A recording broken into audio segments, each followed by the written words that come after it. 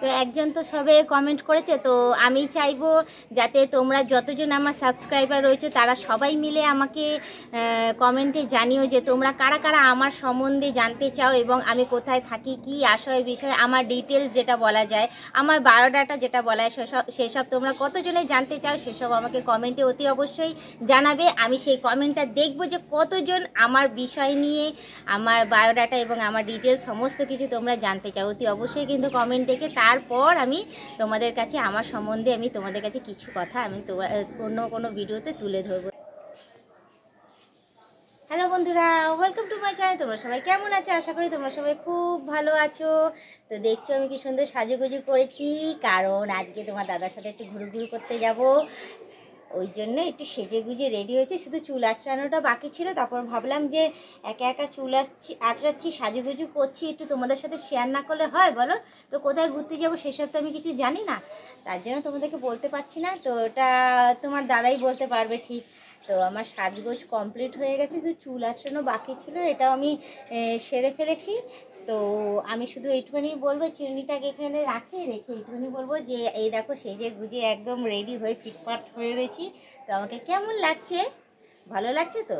তো তোমরা অতি অবশ্যই আমাকে কমেন্টে জানিও যে আমাকে কেমন লাগছে। তো তোমরা ভাবছো যে আমি এ পাশে ছাদে কেন উঠেছি, কারণ তোমাদের দেখাবো যে দেখো আমাদের আমে পাকন ধরে যাচ্ছে।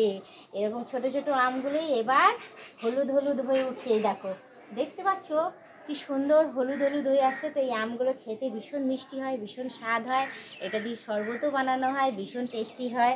যার জন্য আমি তোমাদের না দেখিয়ে পারলাম না যে দেখো আমগুলো পেকে যাচ্ছে, তাই তোমাদের সাথে আমি শেয়ার করছি। আর ওই দিকে দেখো, এদিকে চলে আসো একটু, এদিকেও না শেয়ার করে পারছি না তোমাদের সাথে। তো জানি না কতটা দেখাতে পারবো কিনা, যেহেতু ছাদে আছি আমি।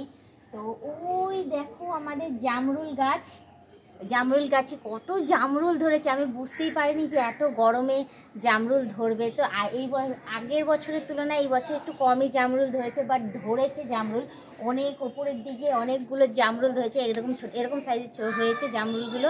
তো যাই হোক, বড় হলে সেটাও বেশ তোমাদের কাছে তুলে ধরবো, খাবো, তখন খেলেই তোমরা বুঝতে পারবে যে কীরকম কী সমস্ত কিছু। তো তোমাদের সাথে আমি সমস্ত কিছু শেয়ার করি। তো তোমরা যারা নতুন দেখছো তারা অতি অবশ্যই আমাকে সাবস্ক্রাইব করে দিয়ে বেল আইকনটা টুক করে টিপে দিয়ে অল নোটিফিকেশনটা অন করে দেবে। আর একটা কথা বলবো যে একজন আমাকে অনেক কমেন্ট করছো যে বৌদি তুমি কোথায় থাকো, বৌদি কি আসল বিষয়। তো অতি অবশ্যই আমি তোমাদের জানাবো। এবং আরও অনেকেই আমাকে কমেন্ট করছো যে বৌদি তোমার লাইফস্টাইল, তুমি কি ছিলে আগে, আসল বিষয় তোমার জীবনী, হ্যাঁ তুমি একটু আমাদের সাথে শেয়ার করো। তো অতি অবশ্যই সেইগুলো আমি তোমাদের সাথে একে একে শেয়ার করব। তো আগে সবার প্রথমে আজকে শেয়ার করব না, অন্য কোনো দিন অন্য কোনো ভিডিওতে আমি সেগুলো শেয়ার করব। তো আজকে আমি শুধু এইটুখানি তোমাদের জানাই যে আমি শুধু হুগলি জেলায় থাকি এখন। হুগলি জেলায় তো তোমরা অনেকেই জানতে চেয়েছিলে, যার জন্য আমি বলেছি আমার বাড়ি হচ্ছে হুগলি জেলায়। তো আমি আর বেশি কিছু কথা বাড়াবো না, শুধু এইটুখানি বলবো আমার বিষয় নিয়ে, আমার ডিটেলস যদি তোমরা জানতে চাও তো অন্য কোনো ভিডিওতে তোমাদের কাছে আমি সেগুলো তুলে ধরবো। আজকের মতো আর কথা বাড়াবো না।